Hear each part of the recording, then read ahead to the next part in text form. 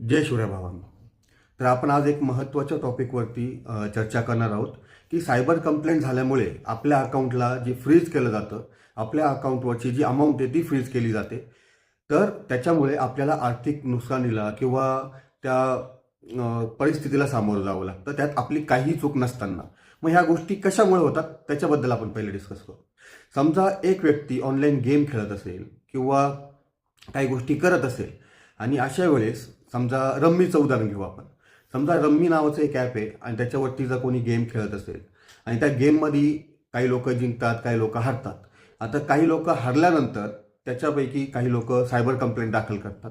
Cyber complaint दाखल होते त्या संबंधित ॲपवरती आणि त्या संबंधित ॲपवरून ज्यांना ज्यांना पैसे आले असतील त्यांच्यावरती सायबर कंप्लेंट दाखल होते व सायबर कंप्लेंट दाखल झाल्यानंतर त्यांच्या सगळ्यांचं अकाउंट फ्रीज होऊन जातं. हा पहिला लेअर. आता त्याच्यानंतर पुन्हा इन्व्हेस्टिगेशन करत असताना ज्यांच्यावरती सायबर कंप्लेंट दाखल झालेली आहे त्यांच्यामार्फत जर समजा इतरांच्या अकाउंटला पैसे ट्रान्सफर केले असतील, मग ते फोनपेनी असेल किंवा गुगल पेनी असेल, समजा एखाद्याने कोणाच्या दुकानातून सामान घेतलं असेल आणि त्याला पैसे पाठवले असतील, तर अशा वेळेस त्या व्यक्तीचंही अकाउंट फ्रीज केलं जातं. हा सेकंड लेअर. आणि असे अनेक लेअर असतात. मग हा इन्व्हेस्टिगेशनचा पार्ट असल्यामुळे अनेकांना सायबरच्या केसमध्ये नाव नोंदवलं जातं इन्व्हेस्टिगेशनचा पार्ट म्हणून आणि त्यांचं अकाउंट फ्रीज केलं जातं. आणि असंच अनेक बांधवांचे मला कधी कधी कॉल आलेले आहेत आणि कालही एक येऊन गेला की दादा त्यांचं माझं अकाउंट फ्रीज झालं. मग याच्यावरती सोल्युशन काय, म्हणून मी आपल्या वकिलांशी चर्चा केली, अनेक गोष्टी रिसर्च केल्या आणि मग हा माहितीपूर्ण व्हिडिओ तुमच्यासाठी इथे सादर करतोय. तर शेवटपर्यंत बघा की याला सोल्युशन काय. तर सगळ्यात पहिले जाऊन आपण चेक करायचंय की कोणत्या सायबर पोलीस स्टेशन मार्फत आपल्याला आपलं अकाउंट फ्रीज केलं गेलेलं आहे व तिथे आपलं नाव नोंदवलं गेलं आहे. मग त्यानंतर संबंधित सायबर पोलीस स्टेशनला एक तर आपण कॉल करून त्याची माहिती द्यायची आहे व रितसर पत्र तुम्ही रजिस्टर पोस्टाने पाठवू शकतात, ज्याच्यामध्ये तुम्ही माहिती देऊ शकतात की याच्यामध्ये तुमचा कोणताही संबंध नाहीये व या गोष्टी अशा अशा झालेल्या आहेत, तरी तुमचं अकाउंट अनफ्रीज करण्यात यावं. काही दिवस वाट पाहायची. जर नाही झालं तर संबंधित त्या पोलीस स्टेशन आणि तुमची बँक यांच्या विरोधात तुम्हाला मॅजिस्ट्रेटकडे जाऊन लीगल कंप्लेंट करायची आहे. मग त्या कंप्लेंटमध्ये तुम्हाला एक अर्ज करायचा आहे की संबंधित सायबर पोलीस स्टेशनने व संबंधित बँकेने माझं अकाउंट ह्या कारणासाठी गोठवलेलं आहे. मग यावरती अनेक निकाल माननीय उच्च न्यायालयाने, विविध उच्च न्यायालयाने दिलेले आहेत. तर त्या न्यायालयांचे निकाल काय आहेत, ती केस कोणती होती त्याच्याबद्दल एकदा आपण डिस्कस करू. तर ते निकाल पुढील प्रमाणे. तर सगळ्यात पहिला निकाल जो आहे तो बॉम्बे हायकोर्टाचा दिलेला आहे की ज्याच्यामध्ये असं म्हटलंय की सेक्शन 102(3) नुसार पोलिसांना अकाउंट फ्रीज करताना संबंधित माहिती मॅजिस्ट्रेटकडे देणे बंधनकारक आहे व ज्याचे खाते गोठवले जात आहेत त्या खातेदाराला सुद्धा याची नोटीस गेली पाहिजे.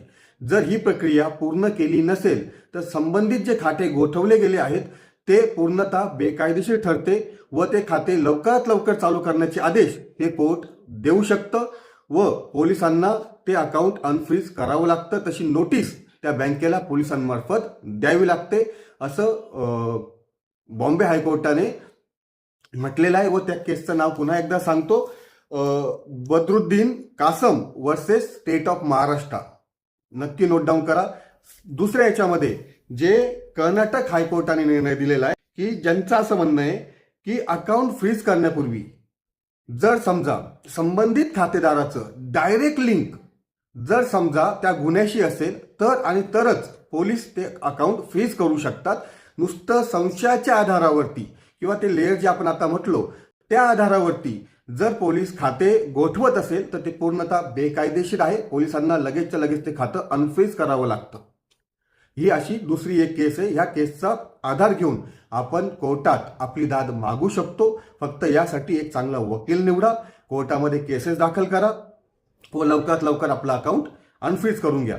आणि असे इतर अनेक न्यायालयाचे निकाल आहे ते तुमचा वकील तुमचा शोधून देईलच. आणि वकिलाचा सल्लाही घ्या, कारण आपण बघतो की अकाउंट जोपर्यंत ती चौकशी पूर्ण होत नाही, त्या केसचं निकाल लागत नाही, असं वर्षानुवर्ष आपले खाते गोठवण्यात येतात.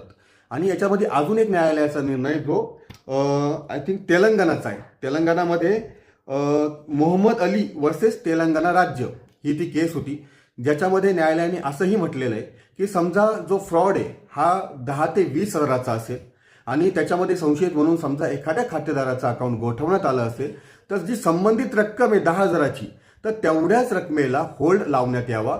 जर खातेदाराच्या अकाउंटमध्ये 1 लाख 2 लाख किंवा 20,000 जरी असतील तर त्या संपूर्ण अकाउंटला होल्ड लावण्यापेक्षा त्या संपूर्ण अमाऊंटला होल्ड लावण्यापेक्षा ज्या रकमेची फ्रॉड झालेला आहे तेवढ्याच रकमेला होल्ड लावण्यात यावा असाही आदेश तेलंगणा हायकोर्ट त्यांचे न्यायमूर्ती के लक्ष्मण यांनी दिलेला आहे. त्याच्यामुळे जर कोणाचं अकाउंट फ्रीज झालं असेल आपली चुकी नसताना तर नक्कीच न्यायालयात दाद मागितल्यानंतर आपलं अकाउंट लवकरात लवकर अनफ्रीज होतं. वर्षानुवर्ष त्या केसचा किंवा त्या सायबरचा निकाल लागण्यापेक्षा.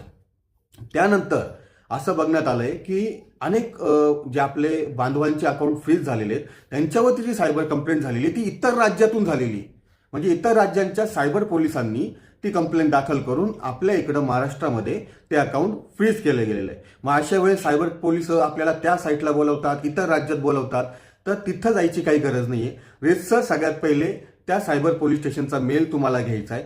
त्याच्यानंतर आपलं जे भारताचं सायबर सेल आहे त्यांचा एक मेल आयडी असतो, त्याला त्या सीसीमध्ये ठेवायचं आहे व रितसर त्यांना एक अर्ज करायचा आहे की ज्यामध्ये तुम्हाला असं मेन्शन करायचं की ह्या संबंधित गुन्ह्यामध्ये माझा कोणत्याही प्रकारचा हात नाही आणि केवळ संशयाच्या आधारावरती तुम्ही माझं अकाउंट गोठवू शकत नाही.